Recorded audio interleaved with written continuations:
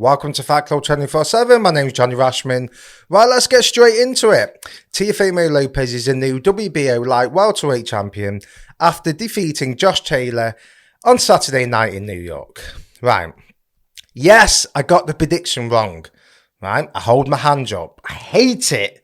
Absolutely hate it when I get it wrong. I hate fuming because I put a lot into this. Right. But when I get it right, I'm the first to say I'm right because I know I'm going to get hammered when I'm wrong. And I do get hammered when I'm wrong. And I hold my hands up. I was wrong. However, right, if you look at my pre-fight prediction, I described the fight, how it's going to go down. I say it's going to be a captivating fight. The weight difference could be a problem. I gave my arguments as to why I don't think Teo will win and the problems he's had, and they were valid. After the event, everyone's an expert then. But before fight, that was the consensus. Everyone was worried about his attitude, his behaviour, the training camp, his dad as a trainer. I've mentioned all these points. I said the counter punching is going to be high level. I did think Josh Taylor would get the better of it, but I mentioned the both great counter punches, and I said it's going to be captivating from the first minute to the last, and it was. It's not like he got knocked out in the first round, Taylor, right? I've got a good boxing brain. I like to think I analyse fights pretty well, right? And even if I don't get it wrong, I'm not far off with how the fight's going to play out. I'm not going to disrespect people, but I see people break down fights, and they're just fucking way off. Right, they're way off with the prediction, they're way off with how they're breaking down the fight. That's not me, right? I wouldn't have the following I have if I didn't know what I'm talking about, right? I don't buy my followers. I don't have famous family members who can help me. My following on all my socials, my TikTok, my Instagram's Johnny Rashman, TikTok Fight Club 24/7, Twitter, YouTube, is all grown organically from me, from zero. I've not brought any followers, there's no bots. And if you go on my Instagram, I have respected former world champions, world title contenders, trainers, managers who follow me and engage on my posts because they understand that I know the game and I'll say it how it is. But yes, I was wrong, right? Let's talk about the fight. Right. I think what you have to understand is when you're watching the fight and you're with your mates and the beers are flowing, there's popcorn, there's peanut butter sandwiches, there's KFC, there's chicken, it's all flowing round, and you get to the fight and the commentary's on. Sometimes if there's a favourite, if you think a fight's going to be really close or you have a favourite and it doesn't plan out like that, and the favourite in your mind is getting beat, sometimes you magnify that and you think it's a bigger beating than it actually was, right? And the commentary can sway you. Me, I'm too long in the tooth with boxing now to let commentary sway me, right? Believe me, right? I can watch a fight now, I don't let the commentary sway me, right? Because they can. We all know in-house broadcasters, they can be biased for whatever reason, they don't pick things up, right? I don't let the commentary affect how I see a fight. When I'm watching a fight, I zone in, right? And I watch it. When you're watching it with your friends and things are going around, I've done it before. Sometimes you're not concentrating 100%. You're having a laugh and a joke in between rounds and you might not see the replay, or, you're looking here, you're on your phone, right? So what I'm saying to you is watch a fight back without commentary and I promise you will see a different fight, right?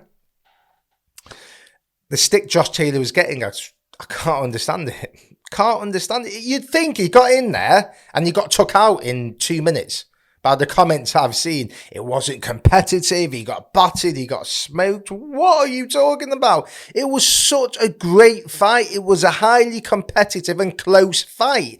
Now, when I say close, I don't mean the decision. There's no disputing. Teo won the fight. Absolutely no disputing. And that scorecard of 115, 113 by two judges who saw it close, right? Which I said it was going to be close, right? They weren't great cards, right? Teo won the fight. However, a fight can still be close, but you can have a clear winner, right? The rounds can be competitive and close. A fighter might pull away in the last 20 seconds. He might land eye-catching shots. But what about the 2 minutes before that? You can still have a very close and competitive fight, but a fighter winning that round. And that's what I'm saying. Every round was close. Yes, Taylor was wobbled a few times, right? But it was a close, competitive fight in regards to the action. It wasn't an absolute beatdown. I don't know what you're seeing. What were you watching?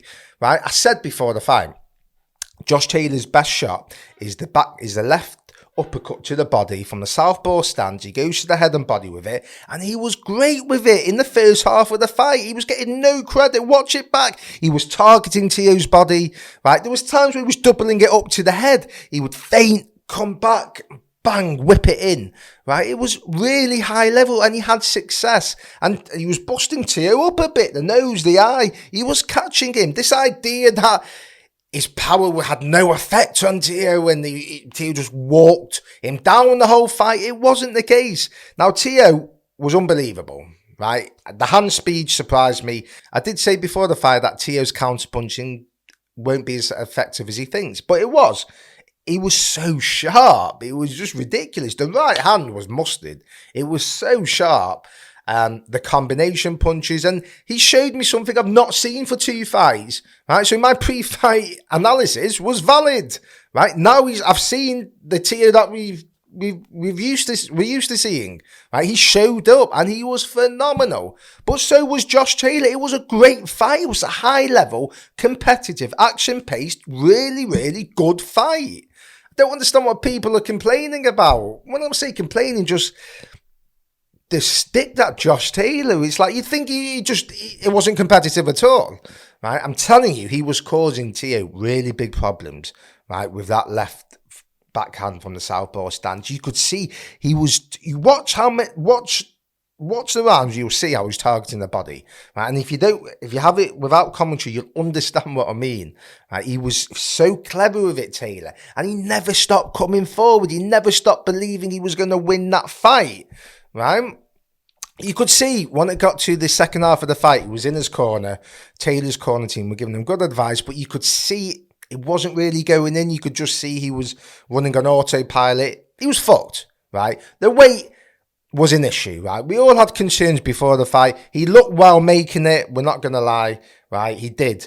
But looking good at the weigh-in, right, is a bit different to getting in there because he hadn't fought for a year and a half, right? And he was struggling to make the weight then in his last fight. So, as I said before the fight, it's not going to help you, is it? Having a year and a half out of the ring, and you've got to make that weight again. And you could just see he was struggling. Josh Taylor's usually got a phenomenal engine. He's all in.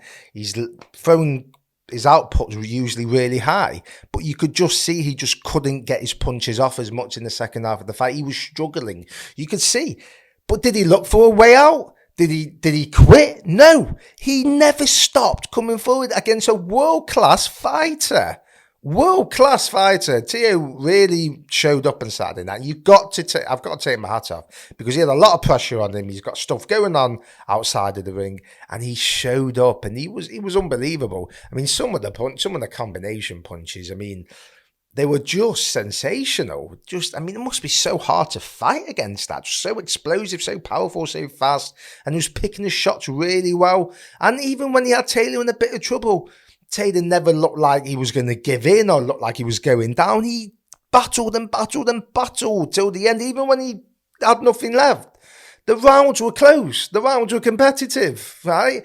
Yes, Teo won, no doubt about it. But to say it was just a one-sided beating, I don't know what you were watching. Watch it back without commentary. You will see a different fight. But it was a great fight, wasn't it? It really was. And Teo showed us something we've not seen for a few fights, Now, I did have a bit of concerns about my prediction. Literally a few hours before the fight, when I saw Teo Sr. talking to Devin Haney's dad, Bill, and rather than saying, we're going to knock this guy out in a round, like they were saying for the Kambosos fight, Teo's dad was saying, we're going to outbox this motherfucker. We're going to outbox him. So, and then I was thinking, yeah, they've got a plan here. Like, this is like, they're not underestimating Josh Taylor at all. They're not. Right, because and I wanted to hear that. That's what I wanted to hear from the dad. Rather than say, we're going to do this, we're going to do that. He was very clear in saying, we're going to fucking outbox Josh Taylor. And to be fair, they did. Right? They got the tactics right. They were, Teo's dad, let's get it right. He gets a lot of stick, right? A lot of stick. But you have to take your hat off to him. They got the tactics spot on against a really high-level fighter with Josh Taylor. Southpaw as well, dangerous. What next? Right. We saw after the fight Teo saying he's going to retire and he's not fighting for £1 million. And I'll show you the footage here. Who do you want next? Retirement, man. No, you were too good, bro. That was a great I'm not fight. getting paid enough. $1 million? Get the fuck out of here. You love to fight. What are you talking about? Come on. Not retiring, you bro. I need to take a break. I'm tired of everybody bullying me. I'm young. I'm a kid too at heart. And yeah, I think y'all need to go after the Devin Haney's, Shakur's, and Tyson Fury's and all that. Good fight, kid. There's obviously stuff going on now. The cynic in me would say Teo's got problems with his ex-wife. He's in court. Maybe he doesn't want to fight anymore till they're officially divorced, because we all know the stupid rule of a partner gets 50% of each other's earnings. It's just ridiculous. I don't care if you're a man or a woman. It's just not right, is it? You know, when someone's having to take 50% of your work, especially if you're a boxer, right? I'm not sure if that happens in America. I know it happens in England. I'm pretty sure it does. But so maybe he wants to get divorced so his wife doesn't take 50% of his earnings. You know, maybe there's something like that going on. I think he's in court. Okay, he's in court about his kids. I think maybe getting custody, and he alluded to that. So he's got problems outside of the ring. Promotional outlets. You know, he's saying he's not fighting for $1 million. He's made the comments about ESPN and Top Rank and that they're biased towards certain fighters and this and that. So he's in a bit of no man's land, because what does he do? He's tied up to Top Rank. He's not a free agent, I don't believe. He's not happy with the money he's getting. He's got, as I say, he's got stuff outside the ring. So unfortunately, I'm sad because, you know, we got Teo back. He's back. You want the big fights now, but I don't think we see him in the ring again for at least 18 months. I don't, and it's a shame. I think you should vacate the belt. If you're saying you're gonna retire, right? Don't put it on social media. Vacate the belt, then tell me you retire, because I don't take it seriously. I don't. Right? I want to hear something. If someone's retiring, they get rid of the belt. Right? They're not interested.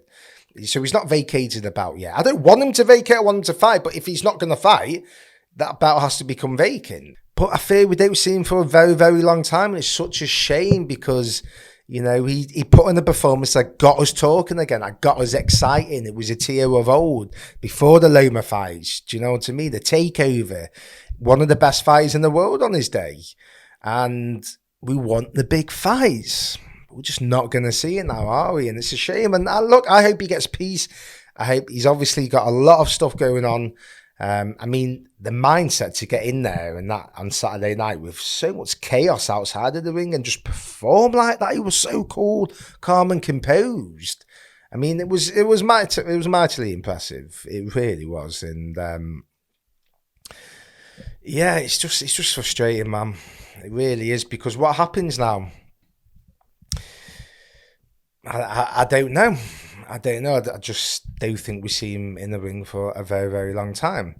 What next for Josh Taylor? Well, he has to move up now. He has to move up. He can be proud in his effort because he never stopped coming forward. He never stopped believing he was going to win that fight. Even when he was wobbled a few times, you know, he could have took the easy way out. He could have said the weight was a problem and this and that, which we've seen fighters do. You know, we've seen fighters go down with body shots saying the weight was a problem, right? Josh Taylor didn't. He stood there and always believed he could win this fight. The stick he gets, I don't understand it. Right now, yes, I can see people annoyed, as I mentioned pre-fight, about the Jack Catterall fight. I can understand it, but okay. Right? Every fighter thinks they've won a fight. He took the Teofimo fight. Every fighter in this position is going to take a Teofimo Lopez fight in New York rather than a Jack Catterall fight in England. That's it. That's the cold hard truth. Right? You can't blame this guy for taking a big money fight. He's paid his dues to boxing. He's dedicated his life to the sport. His life to the sport. He's become an undisputed world champion. Great amateur. You know, he's had this very successful career. You're not going to win every fight. Look at his resume. Prograis, Ramirez, Lopez, Catterall, you know, high-level fighters. Not ducking anyone. Coming into the fight, it was 133 to 0 is the combined records of his last 6 opponents. I mean, that's phenomenal. He's ready to take on all comers. He should be commended and respected for doing that. I just think he gets a bad rap. Now, look, I'm from England. I'm not from Scotland. Why would I be biased? I don't have any bias. When I'm talking boxing, I don't care where you're from. I don't care what your background is. I don't care what colour you are. It doesn't matter to me. And I'm like that in life. I don't look at those things. I treat you how you treat me. If you're good to me, I'm good to you. If you're a dick to me, I can be a dick to you. Right? That's the way I live my life. And there's no bias. I'm from England. Right? I'm not from Scotland, but I appreciate fighters. And I appreciate Scottish boxing. And I appreciate Josh Taylor, who's a great fighter. I want to see him move up now. There's still great fights for him. I'd love to see him fight Ennis. I'd love to see him fight Ortiz. Conor Benn.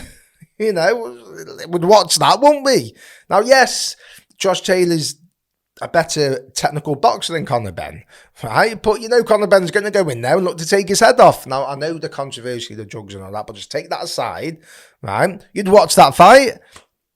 There's plenty of good fights for Josh Taylor, right? I want to see him, and I want to see him healthy. I want to see him not struggling to make the weight, because the last 2 fights, it has impacted his performance. Now, you know, he's been paid against Tio.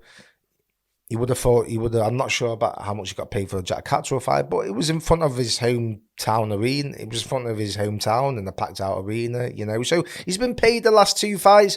You know, I don't want to see him struggle again to just get a payday, because it impacts the fight. I want to see him healthy at his best. I want to see him move up. And believe me, it's not out of the possibility that he becomes a 2-weight world champion. You know, Spence and Crawford, at some point, they're going to vacate. I'd watch Taylor and Bud all day. I'd watch Spence and Taylor all day. I'd watch those fights. Sexy fights. They're good fights. Make no mistake, Josh Taylor is still a world-class fighter. Now, yes, he has to show us now a different way that he can get back to his old form, because, yes, it was competitive on Saturday, and I think he's not getting any credit at all, Josh Taylor, right? But he was outclassed at times, right? And you could just see the output wasn't there like it usually is, right? Now we want to see him healthy, fit, vibrant, at a different way. And he's trouble for any fighter, Josh Taylor. He really is. But it was a great fight, wasn't it? It was everything that we wanted. It was a good fight. And you have to take your hat off to Top Rank. You know, they're putting on great fights. Loma, Haney, Taylor and Tio now, you know, literally months apart. You can't argue. That's what we want to see. These are the fights that we want to see, right? And I enjoyed it. Let me know what you think. How do you think the fight panned out? Do you agree with what I'm saying? Please, right? As I said, watch it back, please, right? With no commentary and no sound, and then come back to me and comment and say, you know what, Johnny, you're actually right. It was a bit more competitive than what I think. Or, you know what, Johnny, you're talking a load of shit. You watch it back, right? I've not watched it back myself, right? So maybe I am. I'll take those. Listen, I respect everyone who comments on it, right? Listen, I'll have a go back. This platform is about debates. We say what we believe, and we believe what we say, right? I look at every single one's opinions, and even though I don't agree with it, I'll give my point, but I still look at it, and I still take it in, and I respect it. So I want your opinions. Watch the fight back. Let me know what you think. Like, comment, subscribe, let me know.